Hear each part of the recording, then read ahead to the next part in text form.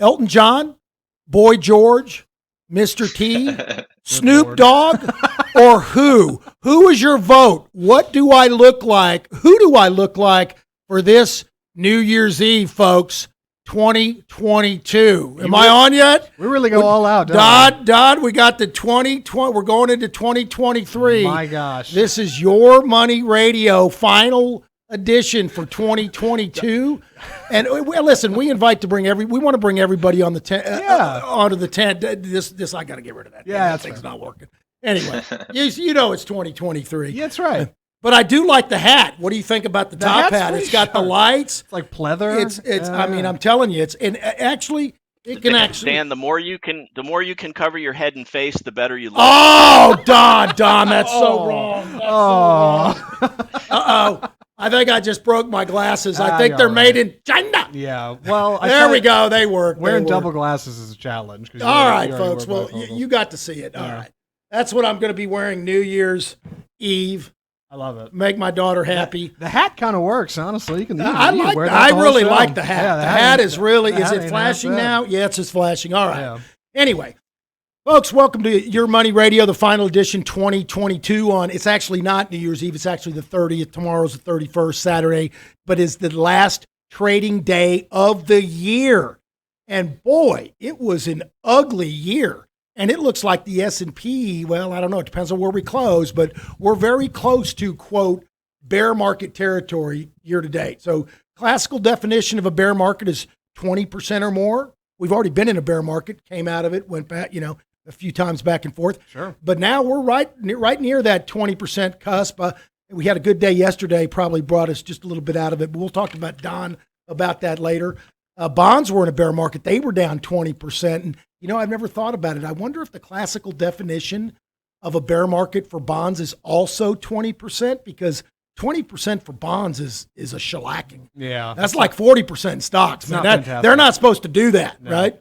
So anyway, and so this year there really was nowhere to hide. And we've talked about on the show how I personally think real estate's the next shoe to drop, and there's debates on whether that actually is going to happen or whether it's going to be shallow because of tight supply.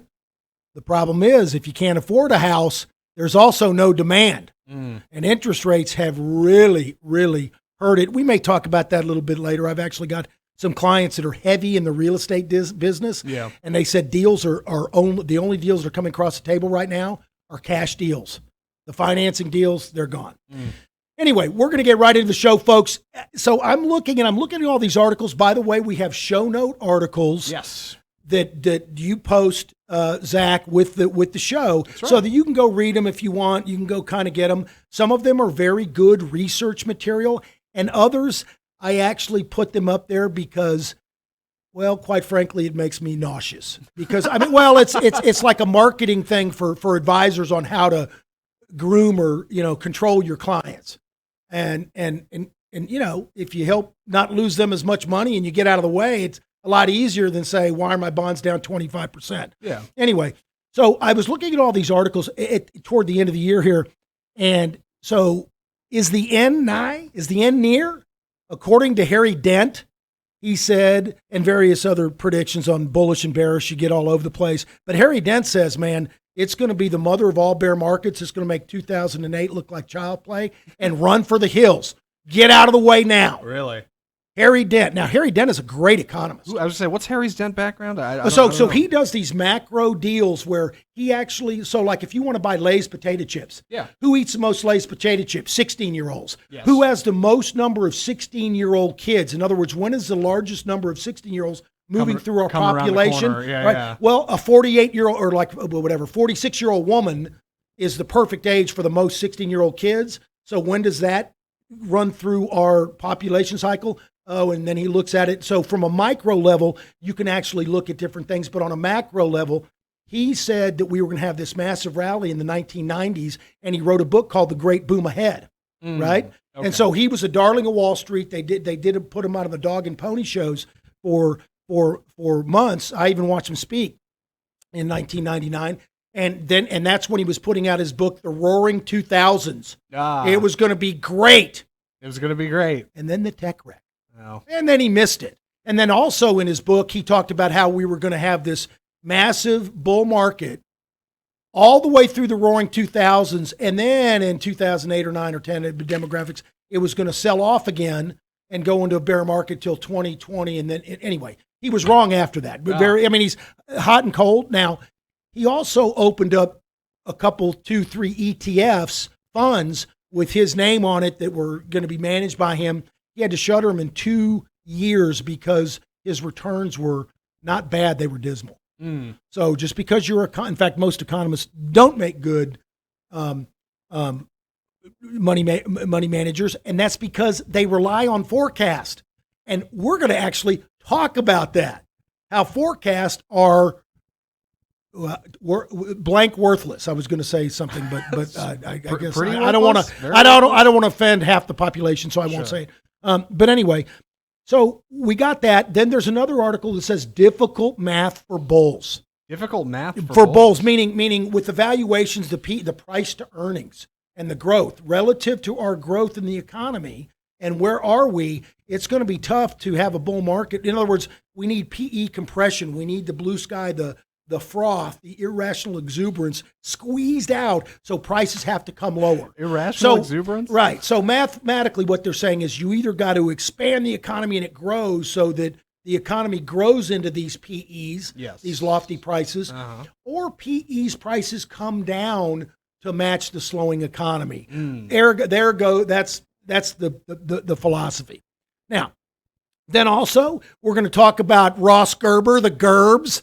Makes and the article, I guarantee he paid for this article to have this it's mark. A lot of these places are marketing, but the headline was Ross Gerber makes peace with Elon Musk.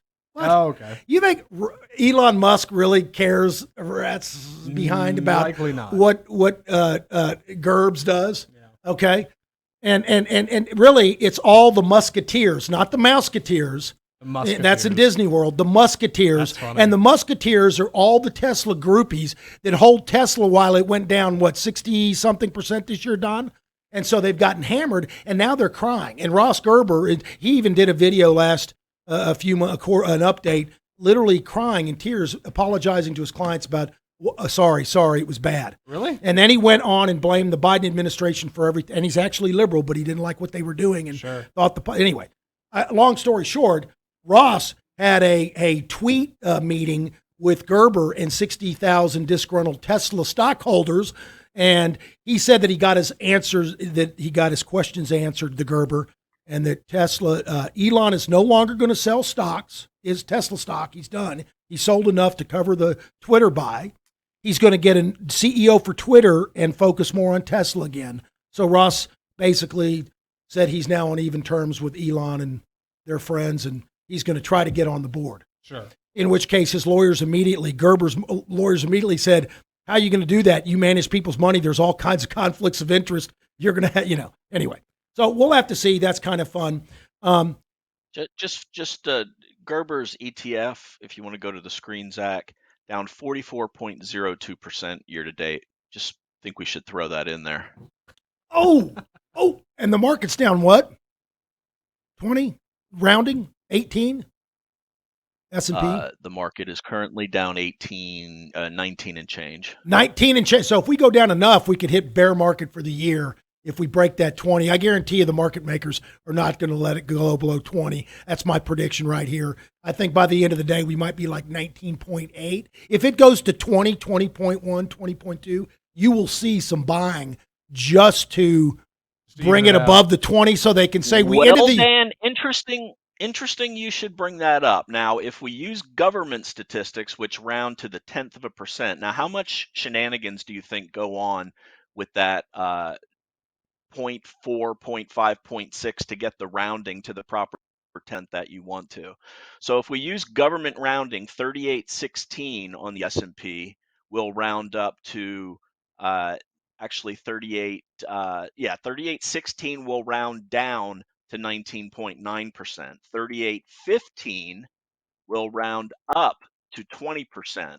The actual number, if you want to go to 2 decimals the way we do at Revere, because we strive for perfection, 3813 is the magic number that brings you to 19.999%. Oh, and there it is. Down. And it's going to close there or less, not worse. It's not going to breach the 20 because, and by the way, you ask about the margin for error for governmental accounting, Don, that would be 100%. The variance, the standard deviation, margin for error, well, the whole thing could be wrong. Anyway, I don't want. Let's not go down. And speaking of wrong, there's supposed to be a 1 million job adjustment coming out in Q1. The government supposedly overstated the number of jobs by 1 million in the second quarter of this past year. That was that huge jobs number. They said they were doing good. I'm sure that had nothing to do with the election. I'm sure it was completely above board and honest. But we will take a look at that. It's actually a different part of the government auditing the Bureau of Labor and Statistics. BLS, so yeah. The Bureau of Labor and Statistics was the one that added all the jobs. It's actually, I think it's the Philadelphia Fed that is auditing that, and they're saying, yeah, you overstated jobs by 1 million. So, and the number itself was like 300,000.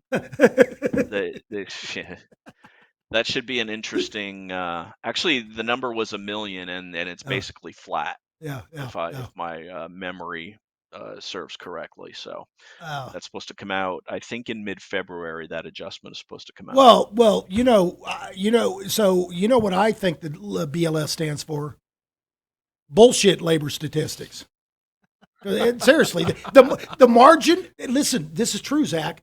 A lot of times the margin for error is bigger than the number itself. Oh, sure. So you've got like 80,000 new jobs created with a margin of error for 200,000. So yeah, what would we make? All right. Anyway, so I digress. You're so jaded, Dan. So jaded. I just, gosh. Well, they do the same thing. Well, we won't go there. All right. So now we're very quickly. I'm just going to do a very quick drive-by on just the highlights. So because they did pass the Secure Act, the new Secure Act, it's supposed to make us all secure. Okay. Just like the Inflation Reduction Act is going to kill inflation. They're going to kill inflation by spending even more money because they're economists like Harry Dent. Right. Anyway, so the couple of highlights. So it extends the RMD, the required minimum distribution, to 73 now, not 72 anymore. It reduces the penalty for missing RMDs because they really want your money. And it allows for employee matching to a Roth 401k. Okay. It increased the retirement catch-up provisions for those ages 60 to 63. Woohoo! All right. There's a narrow swath right there. 3 people. You're about to retire next year. We'll let you put in an extra couple thousand. Thanks. Okay. It allows for 529 to a Roth IRA rollover in 2024. It actually creates Roth, SEP, and Simple IRA options also, and it allows for a $50,000 IRA charitable rollover or gift annuity, and that gets a little complicated. We don't talk about that, but any of those ideas or planning, if you want to talk about that, call me and I'll be happy to go over any of those things with you. I don't want to grind the show to a halt by talking about that because we want to focus on the markets. But let's get back to the forecast because here is what's going on. Everybody, because it's year end, it's the end of the year, all the broker dealers are coming out with their forecast for 2023 and what you need to do to prepare and get ready. Okay.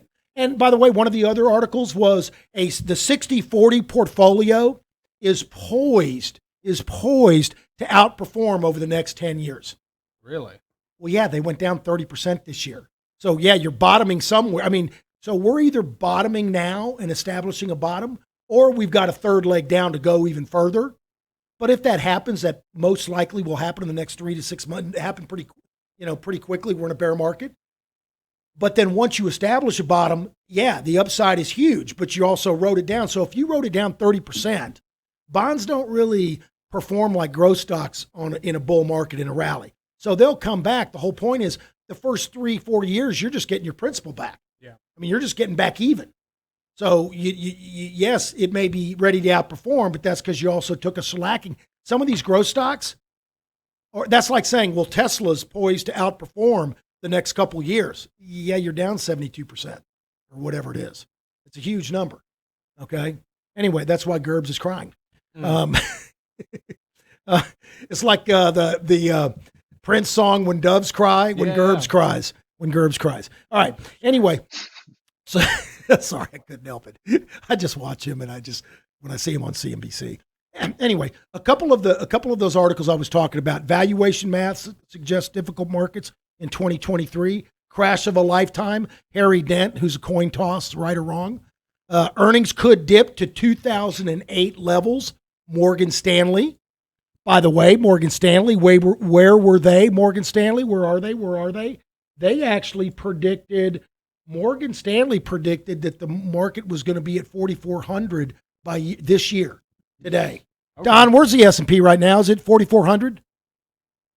It's at 38.24, Dan. Ooh, they just missed. So close. 15%. Wow. They missed. Okay. So why are we listening to them now? Why do we? I mean, if you're right, I mean, it's like lie to me once, shame on you. Lie to me twice. I mean, if you're still listening to people that are wrong all the time, it's kind of like listening to the government. Oh, I digress. All right. Anyway, now here's an interesting thing. The new corporate buyback tax poised to take effect in 2023. So our Congress and all of their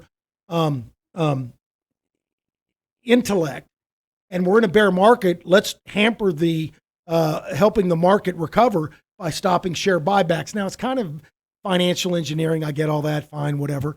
But now they're imposing a 1% buyback tax on stock. So if a company wants to buy back its shares, it's got to pay 1%. So if it's $100 million, they get to pay $1 million to Uncle Sam. Is 1% a deal killer? No.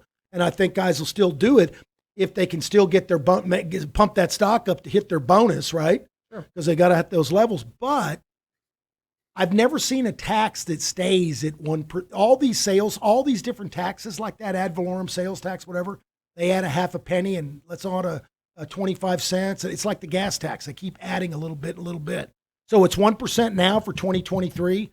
Mark my words, that's going to continue to go up. But that is bearish. That doesn't help because it puts a friction on stock buybacks. Now, on the bullish side, investing in the collision of two energy mega trends, and we talked about that a little bit on air, a new group of super stocks is emerging. Those are mostly semiconductors in that article. Yeah. And I told you about the 60-40 portfolio set to outperform over the next decade. And again, if you're down 30%, it probably is going to outperform. And then the advisor, the Gerbs, makes peace with laugh out loud Elon Musk. All right. Of course. Now, so all those are for you to go read. You can read them if you want and have fun. I really want to get in the markets, and I want to kind of highlight why all these forecasts, all these guys get. See, at Revere, we do things differently. We measure what is happening while it's happening, and we make adjustments accordingly. We always say it's okay to be wrong. It's not okay to stay wrong. So if we make a move and we get in and the market starts to roll over, we'll get back out. We may have a small loss. We don't write things down big. You always want to try to keep your losses to single digit because compounding works both ways. So instead of making forecasts, we measure and make adjustments based on what is currently happening. We don't make predictions out 6 months or 9 months or a year. And now I'm going to tell you why. Okay? So what was that level you had for the S&P, Don? 3,800?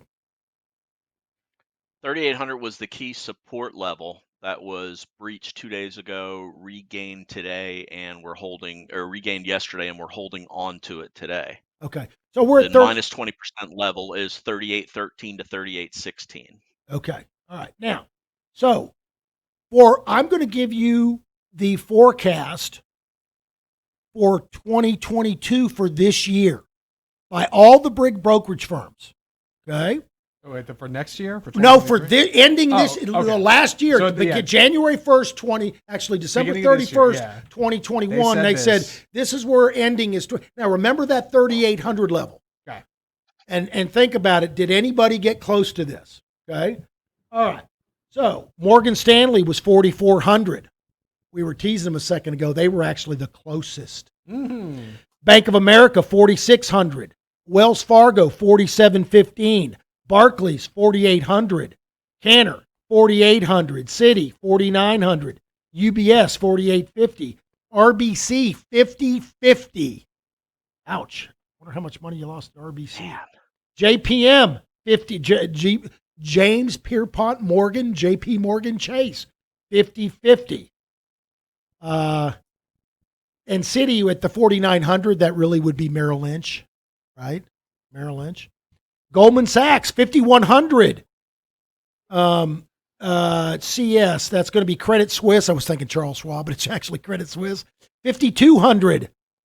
Deutsche Bank. Deutsche Bank. Or is it Deutsche Bank? How do you pronounce that? I don't know. Love them, though. I always say great. Deutsche Bank, but is 5,250. BMO, 5,300. And the winner, the one that missed by the most, by a long shot, by 40%, is Oppenheimer at 5,330. Woo! So what that tells you is, number one, they were all wrong. And when you're doing estimates, you're kind of supposed to be a little bit, it's an estimate. You want to get kind of close. But you want to get close. But these were all to the upside, starting at 15%, going all the way to 40%. So they're cheerleaders for Wall Street. By the way, when you get analyst estimates and say it's 50 cents a share, and you get a really good accounting estimates that he's doing all these looking at the company and making sure that if he truly is being honest and it's a clean, ethical system, it's not rigged, right? Sure. Then you would have some analysts under the $50 per share at $49.50 or $48.75, and a few at $51. They'd be kind of around that $50 mark, right? You'd have some above, and it may be 45 below and 55 above or something like that. You know, it's over 80% of analysts miss to the upside. In other words, they overestimate the earnings. Really? Yeah, and they're all. In other words, you should have some.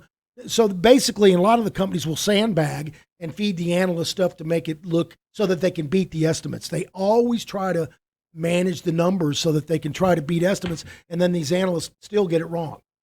I'm sorry. It's not above. It's over 80% come in lower than the true number. So the estimate, because the company sandbag. So in any event, the whole point is, if these numbers and these estimates and these forecasts are wrong, whether it's because of incompetence or a more nefarious reason to get you to buy, because remember, they represent the sell side. Right. They represent the insurance companies and the brokerage firms, the investment banks. They don't represent you, the buy side. Revere, we only represent the buy side. We don't care what any broker dealer says or anything like that. And a lot of people know this at Goldman and Merrill Lynch. They understand if they're there, there's conflicts of interest, but they think there's not conflicts of interest at Fidelity or Schwab. They're still brokers too. They're discount brokers, the same thing. So you got to be careful, and you got to have some kind of way to measure what that is. Mm-hmm. So with that kind of backdrop, I want to kind of go to Don and talk about kind of where we are right now, and then talk about, because you were looking at those estimates, you were looking at that chart a week ago, remember you were looking at PEs and what if this level comes. We're talking about different levels, and we're talking about all these estimates. So where do we go from here, and how do you number one, do you use estimates, or what do you do, Don? Well, a couple things. First of all, those numbers mean that not a single one of the economists tied to those banks believed or none of them disagreed with the fact that the Fed said that inflation was transitory. Nobody saw a pullback, let alone a bear market with those estimates that you went through. Now, a lot of them are now starting to turn bearish. Let me bring in this S&P 500 earnings multiple chart. There it is, had talked through a little bit. So we've been featuring one of the most outspoken bearish people is Morgan Stanley strategist Mike Wilson. The latest note that I have from him on 12/20 is that his bear case is $180 a share in earnings for the S&P in 2023. Right now, most estimates are between 220 and 225. I've seen some down at 215. He's saying that we're expecting a decline all the way down to the 3,000 area, but finish the year basically unchanged, or where we are now, around 3,800. These numbers that I have highlighted here, the first ones are the blue ones. This is where we were 2 weeks ago when we first started talking about this. This is when uh, Powell came out, he had his interview, and it was more dovish than people were expecting. And then the follow-up to that, the purple numbers are the CPI that came in, and we had a negative reversal. And then the next day with the FOMC, he started his higher for longer talk, and the market had a big negative reversal there. And then it followed through to the downside, 37.40, 37.80. This is the low end of the correction of where we were last week, earlier this week.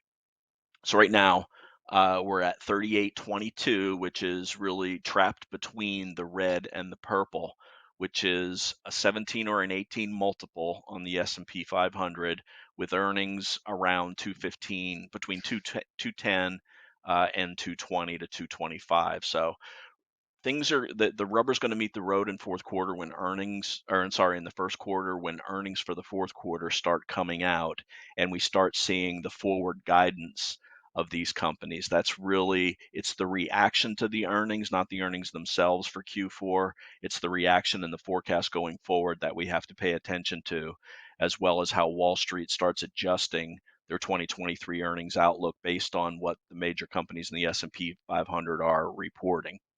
So where we are right now is at this big 3,800 support level that we've been talking about in our videos.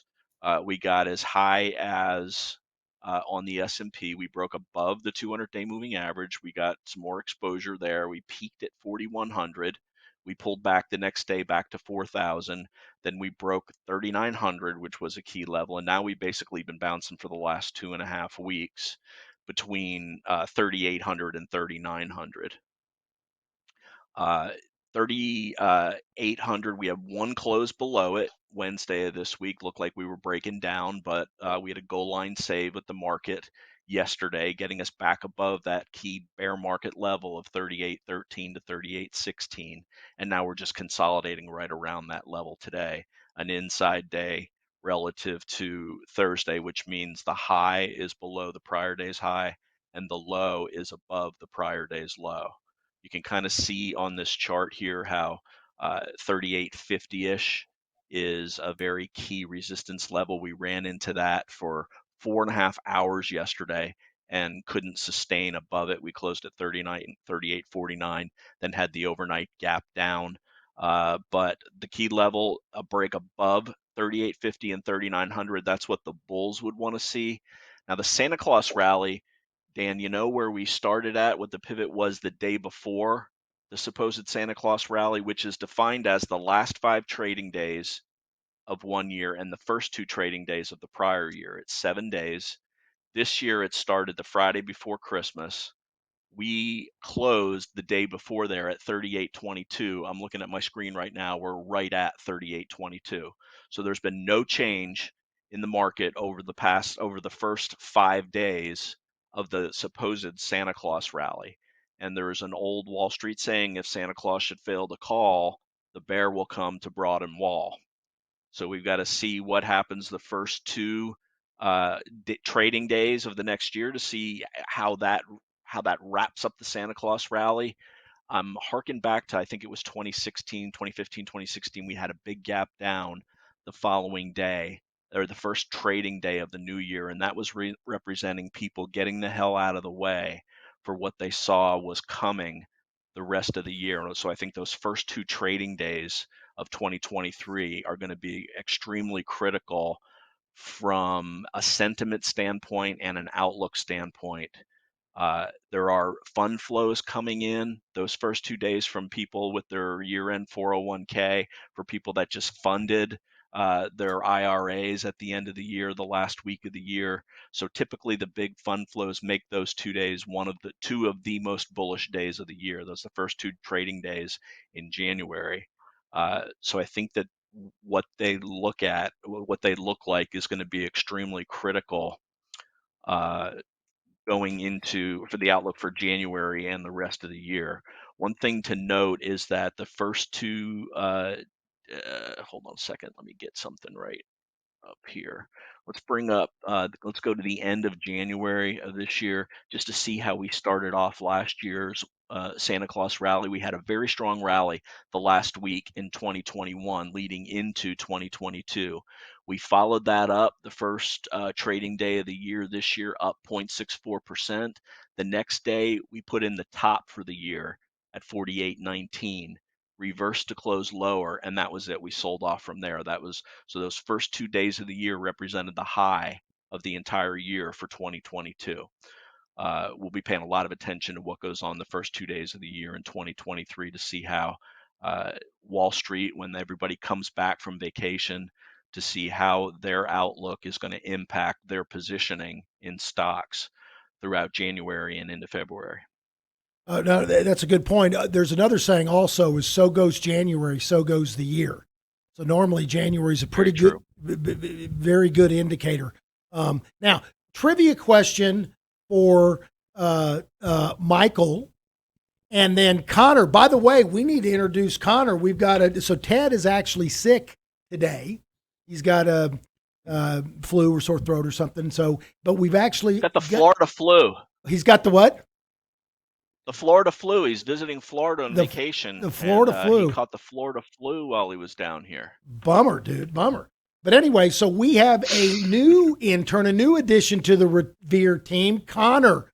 Connor, how are you? Can you hear me? I can. Thanks, Dan. Doing well yourself? I'm doing well. So I've got a question for you first to see if you can answer it. And if you can't, I'm going to go to Michael. No Googling, guys. You can't Google. So do you know why Wall Street is named Wall Street?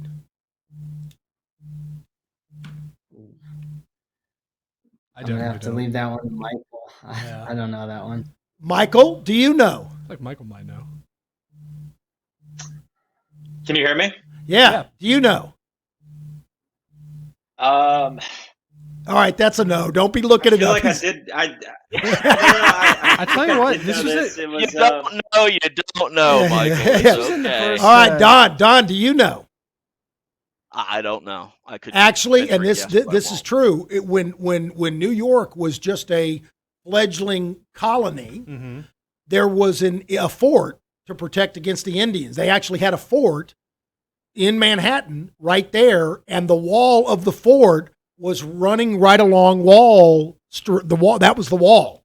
That was where the wall was. So the street right out in front of the wall was called Wall Street because they were so creative back then. Yeah. And I'm sure Broad Street was named Broad because it was a damn widest street. Wow. On the for the 10 blocks, you know. Probably why it was named that. But anyway, that is true. That's why. New York's got a fascinating history. The more you know. Anyway, all right. So Don, you're going to be looking at the initial flows, and there will be some IRA flows. There'll also be some profit sharing and 401k matching and the 3% or the matching for the 401ks. A lot of companies do it at the end of the year, but it takes them a little while, to calculate what it's going to be. So the first 3 weeks in January, you'll still get some extra fund flows that you normally don't happen during the other parts of the year, which I agree with Don. That's one of the reasons January, it's called the January effect. It's the one reason January is historically so bullish. It's not always that way. And when it's not always that way, that's a big red flag. So you got to keep your antenna up. All right. So let's go to Don. I'll let you lead with the guys and let you talk about the investing topics you guys are looking at today. Sure. Two of our goals for 2023 are to get the newer guys on the staff integrated into the video process that we do nightly. And so we're going to be looking at doing that, and also to focus more on individual sectors. Each person, Alex, Michael, Connor, and Ted, all have sectors assigned to them to keep just a little bit of a closer eye on what's going on within those individual sectors, to try to detect more right at the outset what the leaders are in the individual sectors. And one of the reasons that we're doing this is because we've noticed there's a pretty big lag just following the Investors Business Daily sector rankings, because first of all, that they're price weighted, and there can be a very if there's not a lot of stocks in the sector, there can be a couple of very heavily priced stocks inside that sector that completely throw off the true strength or weakness of the sector. So we're going to be isolating the stocks that are the strongest in the sector to try to identify sector trends before they jump out to the populace. And Connor's going to talk about from his sector assignments. He's going to go through 5 charts in there. And then Michael's topic today is going to be something that I touched on last night in video. It's about a stock that was on our watch list a couple of months ago. And they reported a bad earnings report, not necessarily an earnings report because they don't have any earnings, but what they do have is a supposed breakthrough battery technology that has a lot of people paying attention to it. One of the key factors is how it reduces the risk of fires in lithium-ion batteries. And in the first week in January, they're going to have major presentations. They just hired a very highly thought of CEO that's going to start in the middle of January. And if you read the press releases of this company, they're full of confidence about what their technology can do, and they're very eager to show it to the general public in this first week in January. So Michael's going to talk about that. And that's because machinery is one of the sectors that are assigned to him. So with that, first, Connor, if you can give us a little bit of a background about yourself, your college background, where you're going, how you found out about Revere, and when you graduate, and then just segue into the stocks, and I'll man the charts while you bring up the companies. Awesome. Yeah, so a little bit about myself. My name's Connor, obviously. Originally from Michigan, but I go to school in Florida. What led me to school in Florida was for a Division I soccer scholarship. And so that what led me to Stetson, and I'm studying finance with a concentration in investments. The reason I found out about Revere was actually someone I talked to recommended Revere and said, they're a registered investment advisor that does a strategy that resonated with me. So I pretty much cold called Dan and Don, and luckily enough, they got back to me, and then I've been in contact with them all last semester. And then for next semester, I'll be able to be like a full-time intern and be on podcasts, do the nightly videos, and I have one more semester left until I graduate. That's absolutely right. And he's actually going to come on board with Ted. And by the way, Connor, just so you know, don't sell yourself short when you said, it was kind of, you reached out to Don and I, and it was kind of like Don actually interviewed and screened 30, 40 applicants. It was quite a few applicants. So there was a lot of people that were vying for both Ted and Connor's position, and Michael before that, by the way. So it wasn't. Here's the funny thing about this whole situation. After talking to so many people, it got narrowed down to 3. One guy kind of eliminated himself because he just didn't seem to have the drive that I thought he would need to do it. And then we settled on Ted and Connor, and they took separate paths to getting their foot in the door. But Ted and Connor knew each other from soccer camps, I believe. They met at a soccer camp. Oh, they're both soccer. Oh, I didn't know that. I didn't know they knew each other. Soccer camps. They're good friends. Shit, nobody told me that. Neither of them mentioned it. They got in on their own, not one vouching for the other or anything. The decision that I came to was before I even know that they knew each other. I was, one of my ideas was because Ted's bypassing dental school to go into finance. Connor turned down the 5th year of his scholarship at Stetson to take this opportunity, and instead of Ted doing a residency in dentist, I'm having these guys come to St. Augustine when they graduate, and they're going to do a residency here with me to learn the ins and outs of the business and the way that we do things. And it couldn't have come together better as far as I'm concerned. And the fact that they already get along, I don't have to worry about two guys rooming together that can't stand each other. So that's a nice added bonus that we won't have to worry about. So you didn't know that, Dan. I just found out just now that they knew each other before. Nobody ever told me that. Maybe. Well, I don't listen to you, Don. Shit, I don't listen to you. Yeah. So Michael, what do you have to add to that? Well, hang on. Michael also is a soccer aficionado. Don, the next hire's got to love football. I mean, American football, not soccer. We don't call. I was gonna say now that there's three of us that are big soccer guys, it's time that we start calling soccer football. And we call football. Never happened here. Yeah, actually, I don't know. Majority rules. Hey, but hey, listen though. Only shareholders have a vote, Michael. Only shareholders have a vote. So, by the way, that was a great final soccer. That was unbelievable. Yeah, and Messier. If all the games were like that, I'd watch. I'd watch. That was. So Michael joined our fantasy league. He took over from Hunter when Hunter left, and he started out 0-6. Was by far in last place in the league, but stuck with it. Made some changes, hit the waiver wire, stuck with his guys, and he ended up winning 7 of his next 8 games. Beat me last week in the semifinals of the Fantasy Bowl. So Michael is representing Revere in the finals of the fantasy. Don got usurped. Don got usurped. Now, hold on and the student becomes the master. Yeah, apparently. Hold on a second, man. Because of the inherent luck is in scheduling in fantasy football, you can have a very bad team and get lucky with the schedule and make it to the finals, and that's what happened with Mike's opponent this weekend. He got lucky. He snuck into the playoffs. He won his last 2 games. 80% of the pot goes to total points, and the guy talking right now is walking away with that prize. So,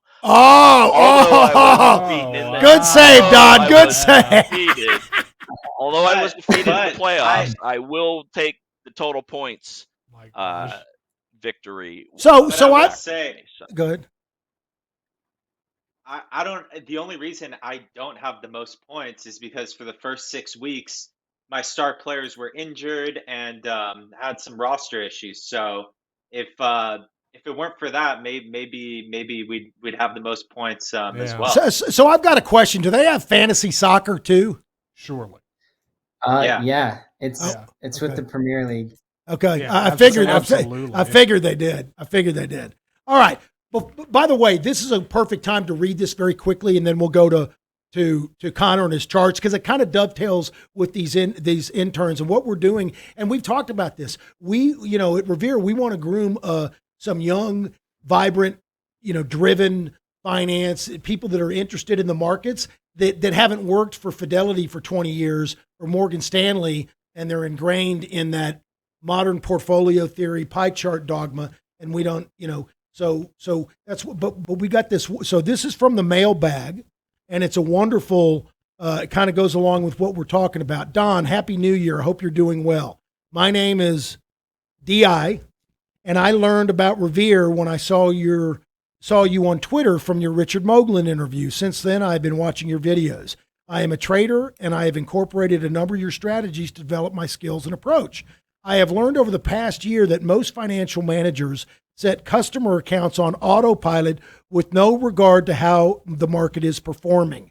Your team is in the game, competing every day. You have a plan and you execute it. My parents like you so much that they moved their money to Revere last summer. I have 2 passions in my life. One is the stock market and the other is soccer. I was going to say non-American football. I was an All-American soccer player in both high school and college. I competed 2.5 years of college before ending my soccer career with a soccer career-ending injury and needed multiple surgeries. I'm sorry about that.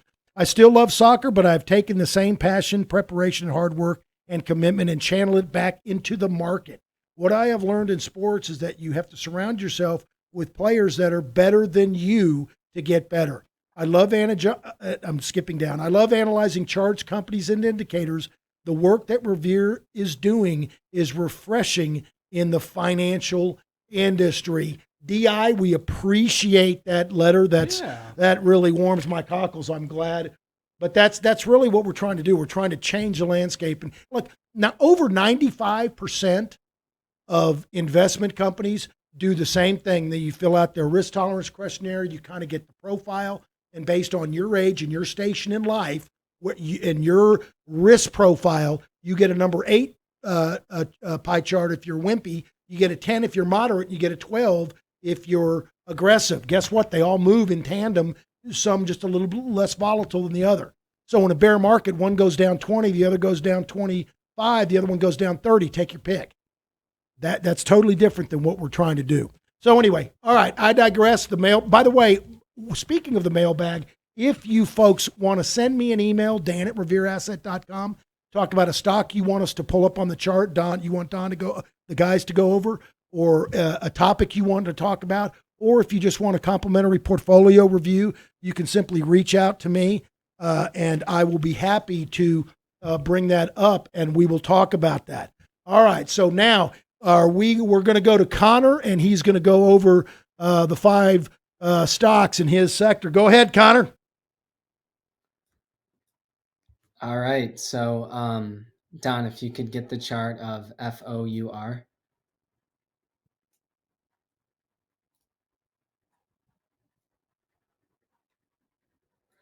Yeah, so this is the first name that came up when I was scanning, and basically it provides integrated payment processing and technology solutions. And what I liked about this was, the growing earnings and sales. And from a technical standpoint, I mean, it's trading above all the key moving averages, and it just came out of this small little pivot over 55.29, and as you can see, it got taken down a little bit, which just shows, I mean, this market's been tough, and breakouts are hard to stick, but something definitely to keep on watch as it's building out this nice base. The next one is CROX. Don, if you could pull that up.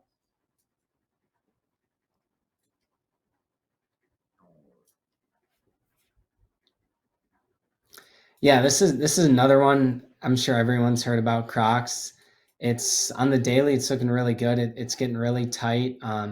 It came above that 104 pivot a little bit, and it's getting really tight right at that range, and it's above all the key moving averages. And one thing to note is when the whole market took the turn down, most names followed, and Crocs went down as well, but it's staged a 121% move off those lows, and now it's only down 18% year to date. So definitely showing some relative strength. And then for the apparel sector, it's best in the class for earnings per share and the relative strength line.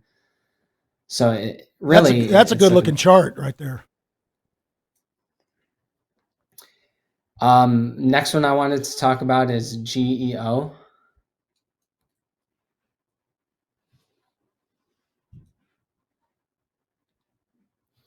Yeah, so this name, this was about the best looking REIT I could find, a real estate investment trust. So what this company does is they invest in private prisons, mental health facilities, and detention centers. They're raising guidance, sales, and earnings, and it had a nice run up to that 12, and now it's kind of curling off the shorter term moving averages and really getting tight around that area. Another thing to note is it's up 40% year to date. So looking ahead into 2023, there's a lot of recession fears and just a lot of economic uncertainty. So how this performed this year, it could be a good name to own if, the recession comes along and more economic uncertainty comes. And my next one is CELH, CELH.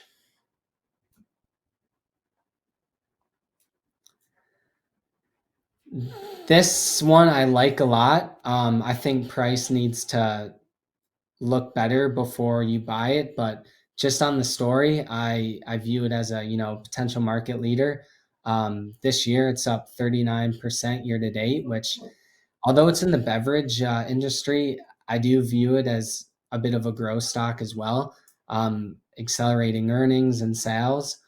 And just like looking at it from my life, I think this has a potential to, like change the industry per se.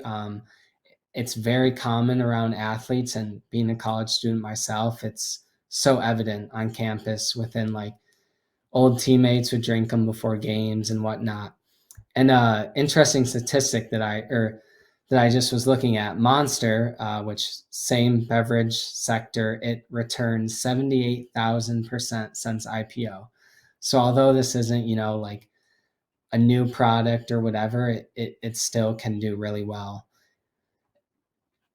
And then my last one is about Celsius. BKMG. The ladies like Celsius too, right? That's something that I read, is that you don't usually see the ladies with a Red Bull or a Monster, but because this is geared towards fitness and weight loss, that end of the marketing has caught on with a lot of female workout and athlete workout people that work out and athletes. And it's a slimmer can. It's a slimmer, svelte can. The women like it. I like it myself. I think it's the best energy drink out there. So like from personal use, I think it's great. Me too. Yeah, it's pretty good. I'm a fan. Wow, we got 3 fans in here, and sure do. And then one Monster. All the soccer guys. Wow, yeah, there it is. I thought you gave those up for Lent, Don. Lent is long gone. Don, you need to try Celsius though. Yeah. I have some of them taste like cough medicine. I do like the orange and the grape rush. Yeah, those are good ones. And your final stock? And then it's BKNG.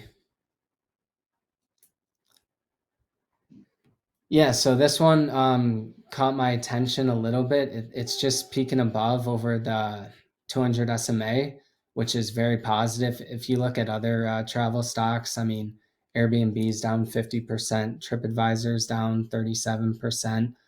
So you can say that BKNG is showing some relative strength in the leisure and vacation sector. I think there's a couple ways this could play out.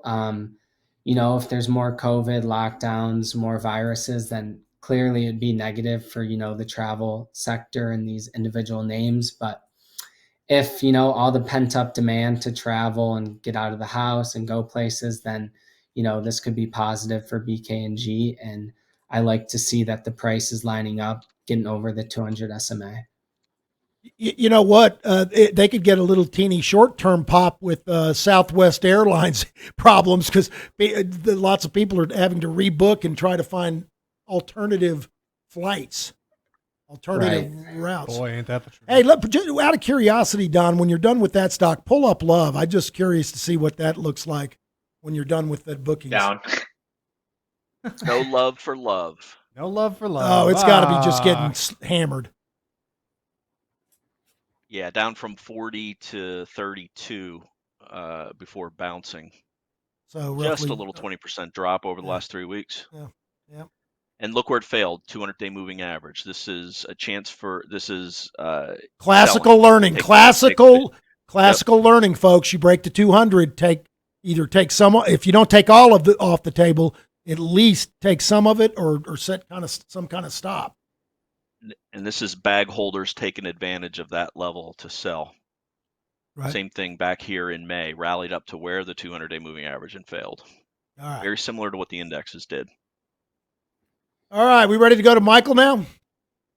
We are. Take it away, Mike. Let's do it. All right, so I just wanted to finish up the conversation about football, because also I was talking to some friends about it, and there was something interesting that we kind of came up with, and I'd like to know your thoughts on this, Dan. Well, Don, actually. Wow. Or Dan, both. Oh, everyone. Yeah, both. Everyone. So So I know a big concern, a big criticism of soccer is that it's so low scoring, but I mean, football is not really much higher scoring than soccer. It's just that in soccer, a goal is worth 1 point instead of six. So if for every goal you just made them 7 points, it'd be just as high scoring as football. What are No, your thoughts on no, that, Don? that's just absolutely not true. What now? Here's my response to that. When you combine Las Vegas books an over under for every NFL game, and it's usually in the high 40s. So if you would divide that between touchdowns and field goals, you're looking at approximately 7 to 9 either field goals or touchdowns throughout a game. And soccer scores are not 5 to 4 in the highest echelons. In fact, that 3-3 World Cup final was known as a pretty high scoring game, if I'm not mistaken. Well, so I'll give you my 2 bits. Soccer is okay if it's a really, really exciting game, but it's sort of like baseball. There's a lot of slow time in there. In football, at least they're hitting each other every play. You're getting some action. Or basketball and football, the action is constant. Yeah, football is and it's not that soccer is not constant because they're running. You got to be in great shape. They're running around the whole time. The problem is they're running around on the ball. I mean, it's not a critical thing for a lot of it. So I only like in baseball, I'll watch the World Series or just 1 or 2 games a year. Yeah. But it's so slow. Baseball and nothing happens, and then you go to get a Diet Coke out of the fridge. You come back, and it's a triple play, and you missed it. Baseball's a hangout game. It moves at the pace of the pitcher, right? Like nobody goes until the pitcher goes. Everybody's in the dugouts drinking beer. Football has so many stoppages of play. I mean, yeah, there's action, but it's all manufactured. They got to stop for commercial breaks every 4 minutes. Soccer at least moves, I think, but it is a big deal. We got the young bucks like it. Yeah, look, I can tell you about soccer is one step above baseball. It's like watching paint dry. Oh, come on now. Baseball's America's pastime. How dare you? Church or baseball? All right. Nobody asked me about tennis. What do you think about tennis? Tennis is pretty exciting. Listen, tennis is a pretty good time. Yeah. Yep. Big fan. Love tennis. Yeah. Love tennis. Yep. Well, I'll tell you what. In high school, I had a friend. Obviously, I was on the varsity team anyway. A guy, and they tried to get me to play football. I played football all the way through junior high, but didn't play in high school because my dad told me, "Look, one good knee shot. I mean, you got a full ride. Yeah. Any college you want to go to, it's not worth it." And so some of the football players were a little bit pissy with me, I guess is the word. And Tom Hensey, this one guy, is a good friend of mine, he was a halfback, was teasing me one day, "Oh, tennis is a wimpy sport." And he used to play. We used to play at the club together. I said, "All right, you go up there and stand at the net and hit a few volleys. I'll hit a few ground strokes at you." Yeah. So he said, "Okay." So, and I did this in front of all the team comes out, all the girls come out. We start hitting balls. I picked him off at like 120 miles an hour 3 times in a row, and he walked off. Realizes this is not such a And this is all while you were wearing those little ankle socks with the furry balls on the back sticking out. Yes. I can't remember what they call those. I never wore those, Don, but thank you. Anyway, all right. They're called Stewarts. For those of you who don't know, that's my last name, Don. Anyway. All right, Mike, 5 minutes on ENVX. Go. All right. So ENVX. What I like to do when I look at these companies is try to figure out like, okay, what's the story and how do I value it? Because I mean, technicals are super important, but I like to have like sort of at least a picture of where the company's headed before jumping into something.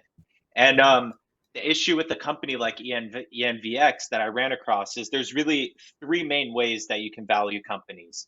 There's the multiplier model, which is you do price to earnings and price to sales ratios and just see like from a valuation perspective, is it expensive on its historical PE, kind of like what we did earlier with the S&P 500. And then you can compare those metrics to other companies in the industry and see how it compares. You can then do a present value model, which is you discount the future cash flows to a present value. And for that, you have to use like your weighted average cost of capital, see what the discount rates is, and you have to have some earnings and revenues to be able to discount that backwards. And then you have asset-based valuation, which is more for financials and financial asset-based companies. And that's where you have assets minus liabilities, and you can come up with a fundamental valuation for a company based on that. Now, the issue with a company like ENVX that doesn't have any sales is that you can't value it in any of those three ways. So the only way to really value it is basically you have to come up with like a descriptive story in order to value it, and you then have to like also look at companies that have had similar stories that you can compare to, and the you basically have to analyze the similar companies and their operating performance and see, okay, how is this company going to compare to them? And basically what ENVX is doing is they are in the battery segment, so that's electrical and power equipment, but they're working on a next generation 3D silicon lithium ion battery. And it's a revolution, as Don said earlier, in terms of battery tech and like less fire risk and hazards and all these things. So within this industry, they are a disruptor because battery technology for a long time, like pretty much since it was created, hasn't really been revolutionized all too much. There were companies like QuantumScape, and there are companies every now and then that come up with a new solid state idea for a battery, but they usually get overhyped and then they're not able to deliver on it. So battery tech has not advanced nearly as rapidly as all other technologies. And when you're looking at something like this new tech, it's very difficult to, unless you're an expert in the industry or a scientist or physicist or something that really understands these things. As just a normal guy like me, it's hard to, or impossible. I couldn't tell you if this technology is good or bad, but that's why they're having these presentations. They'll pitch it to investors. They'll see supposedly what they have is really good. I'm not doubting the company in any way. It's too early for me to tell, and they don't have the sales yet to prove anything. So we've got to wait and see that.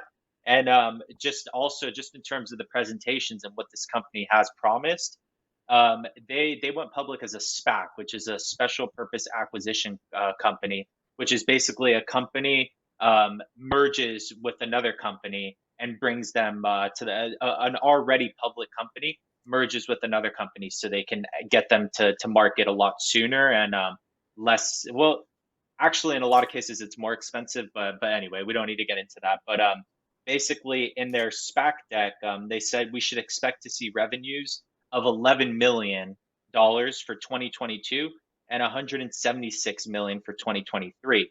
And so far, 2022, which ends today, they had $0 in revenue. So they're a little behind the revenue guidance that they suggested, and I mean that's why they dropped on earnings, because a lot of that that guidance was factored in, and I mean that's what happens when you don't meet those narrative based expectations.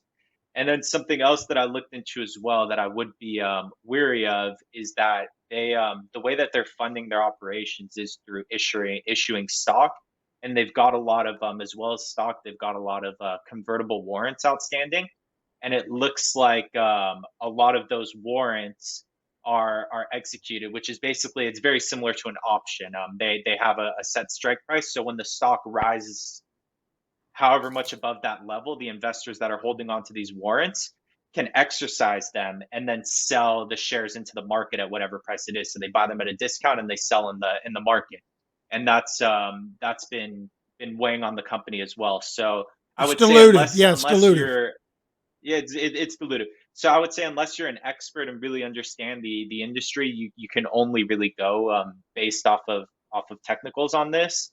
And yeah, it's we'll see what happens. I mean, the company's also valued at $2 billion, so it's not cheap by any means. Even if they do start ramping up sales and have great earnings, it'll still take some time to justify a $2 billion valuation. So it could be the future. It may be the next big thing, but it's too early for me to tell, at least. And that's kind of how I'd be looking at it. But you're looking for the new N. That's the potential company with the N, Right. the new early out of the gate. And by the way, I will reach out. We've got a couple clients that are they're experts in the electric space. In fact, electric batteries, that's what they're some of the premier engineers in the world. I'll reach out and see what their thoughts on this technology, because I'm sure one guy for sure keeps up with this. He's working on a private equity battery company, another different one at the same time. So he's working in that same space, and it's highly competitive. So whoever wins that, it's gonna be a big winner. So, Don, what do you have in closing? What do you think we need to? Do you want to say anything in closing? Or you just got to be ready. What would be watching the first 2 days of January at the gate? Well, I can say that in the last 10 minutes we dropped 15 points in the S&P 500. We're now at 3805, which is below that 20% threshold of 3813 to 3816. So I'll have to see how the rest of the day goes. We are our exposure to the market is the equivalent of 15% of the risk of the S&P 500. We got a few longs. We've got some shorts offsetting them. But the fact is that we are a fact-based company, and the fact is that the major indexes are trending, with the exception of the Dow, below all their key moving averages, and the Dow is holding on by a thread to its 50-day moving average, still a few percent above the 200-day moving average, showing relative strength. But when the Dow shows relative strength, that typically means that it's the market's weaker. risk off posture, and that's certainly the case of what we've seen with the NASDAQ 100 this year, with it being down nearly 40%. And here's the NASDAQ 100 on a weekly chart. That's not a good looking weekly chart. In fact, if you look it up in the dictionary of downtrend, you just might find this picture there. Notice that black line, the 40 week, every time we touched it, we failed. And until that changes in the market, it's a stay away, avoid market. We're keeping our watch list updated. I'll update the 21 over 21 as long as there are at least 21 good growth stocks to be addressed should the market turn and start to go higher. But as of right now, it is a risky market, and that's what we specialize in at Revere, is distinguishing healthy markets from risky markets, and this is a risky market. And that's how you dial up and down risk. You do it with doing those things. Now, so and basically what Don's saying is, folks, if the Dow is the strongest relative to growth and innovation and technology, like NASDAQ stocks, that's not very bullish. That's a bad sign when defense is stronger than offense. That means you should be defensive. So if you're not defensive and you're down 25, 30%, you should ask your advisor why, and potentially get a second opinion. Folks, listen, if you like what you heard, please tell a friend, tell a neighbor, send them to revereasset.com. They can email any of us with questions, Dan at revereasset.com, Don at revereasset.com, Tim, Michael, and pretty soon Connor. Tim, I'm sorry. Ted. Sorry, I get going, man. It's hard to, old dog and new tricks is tough. Anyway, I guess you did not make that list on the index card and put it next to the monitor for this show, did you, Dan? I did. I think bad Dan. The custodial staff must have got it. It was going so smooth. It was in here for It was weeks. going so smooth till the very end, and then we cut off the rails on the outro. All right, anyway, but like I said, folks, it's raw here. We give you the data, the real stuff. We're not polished. We're not a groomed professional show done in some huge ivory tower studio, giving you forecast 12 months out that never come true. Horrifically incorrect. If you want that, if you want the Morgan Stanley polished diamond pinky ring, 3-piece suit and a tie with a tie pin, a diamond tie pin, we're probably not your firm. But if you want to protect the downside and have some downside protection and have rules based so you don't go through these big roller coaster rides, then maybe you ought to check us out. Anyway, you can go to revereasset.com, go up to the top right-hand corner and hit subscribe, and you will get Don's daily market insight video every night the market's open. Soon the other guys are going to start contributing. And then this podcast delivered it actually comes out Saturday morning, but if you go to our YouTube channel and just go to YouTube, type in Revere Asset, just Revere Asset, our channel will come up and you hit subscribe. As soon as Zach posts this, which right now it's what? It is 12:30 almost Central Time. It may be out on YouTube by 2 p.m. before the market even closes if you're on our YouTube channel. Anyway, you can email me or any of us at our first name at revereasset.com and send us and ask us about a stock, or if you want a complimentary portfolio review, we will help you in any way we can. You can always also call us at 855-REAL-WEALTH. Folks, have a very happy and safe New Year. Remember, New Year's Eve is amateur night, so you got to be real careful if you're going to go out and have fun. Don't drink and drive, take an Uber, or take a designated driver. Folks, we'll talk to you next week in 2023 on Your Money. Because it's not how much you make in the markets, it's how much you can keep.